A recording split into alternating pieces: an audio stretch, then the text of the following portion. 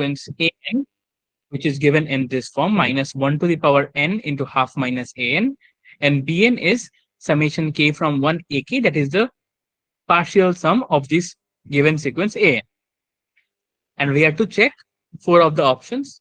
First one says about the limit n tending to infinity of bn, and the second, third, and the fourth options talk about the lim sup of bn and lim inf of bn. So essentially, I've written down the forms of an and bn, and the next we try to explore the two different subsequences of bn, which are basically the even and the odd subsequences. Now b2n, which is the even subsequence of bn, is given by summation k from 1 to 2n minus 1 to the power k into half minus 1 by k, which you can observe by simply putting k is equal to n in this equation.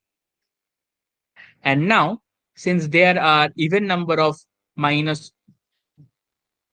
1 by 2s and sorry, there are equal number of minus halves and halves, this factor minus 1 to the power k into summation half, this thing essentially gets cancelled out, and we are just left with summation k from 1 to 2n minus 1 to the power k minus 1 by k. The sign gets changed because there's a minus sign here. So it's essentially the opposite sign of this summation. Now this summation we can open and write down as 1 minus half plus till the 2nth term, which is 1 by 2n minus 1 minus 1 by 2n. And similarly, we can express the odd subsequence where 1 minus half remains due to the new term minus 1 to the power 2n plus 1 into half, that being in this particular term. And there's this terms which you can obtain by expanding this minus 1 to the power k into 1 by k. And this turns out, and now you can observe that, second,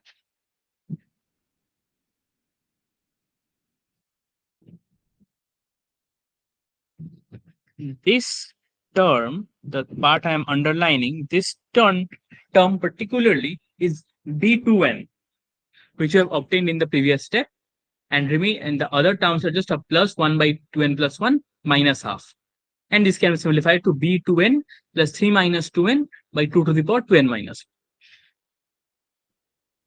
1. And now, from this step, you can observe that this factor, this is negative for n greater than 2. Because 2n minus 1 is always positive, 2 is positive, and 3 minus 2n is negative when n is greater than 2. So b2n plus 1 less than b2n for all n greater than or equal to 2. So the even subsequence is greater than the odd subsequence. We can use this information later on. Now, limit n tending to infinity an, which is just limit n tending to infinity minus 1 to the power n into half minus 1 by n. This is half for even n and minus half for odd n. And so this is basically an oscillating sequence. So the limit n tending to infinity an not equal to 0, it doesn't have any limit actually. So obviously it doesn't have limit at 0. So bn equal to summation an does not converge, which is given by the nth term test. We know that for a series to converge, the nth term of the series has to be equal to 0 in the limiting sense.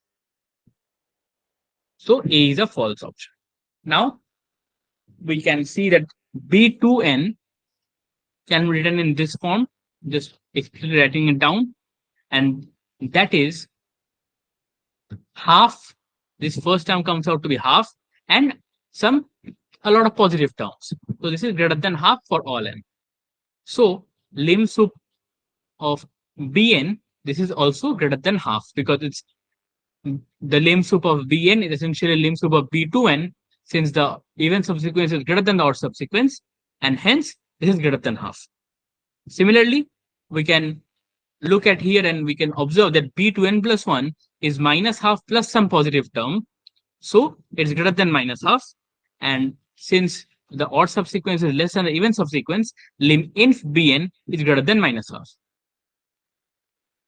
And if we look at the options that says that B is correct and C is wrong, and even D is wrong, because lim inf of bn can go below 0. In fact, it will go below 0 if you exactly evaluate it. So A, C, D are wrong options and B is the only correct one. Hello, guys. Welcome to Cheenta School of Statistics and Data Science. We are a team of extremely passionate teachers, researchers, and statisticians from the top universities of India and USA. Our mission is to help you curve your career in statistics, data science, and machine learning. How do we do that? Number one, we help you build your foundations. We achieve that by making an optimized plan for your learning journey. Number two, we help you prepare and ace your entrance examinations in statistics and data science, like IIT MS, ISI Mstat, and CMI MSc Data Science.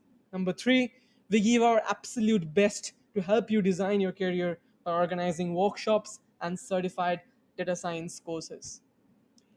To book a trial class for your preparation courses of IIT MS, ISI Mstat, and CMI MSc Data Science, check out the first link in the description below. If you're enjoying the video, show some love by liking the video and subscribing to the channel. We welcome you again to this passionate community of budding statisticians and data scientists. Let's enjoy the rest of the video. Stay tuned and stay blessed. Question number 31.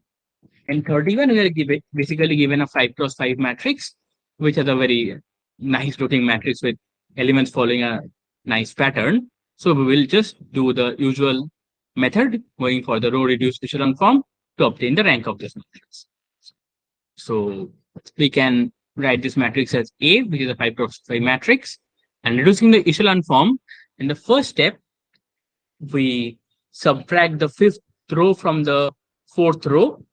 So R5 is basically now R5 minus R4, and it comes out to be this.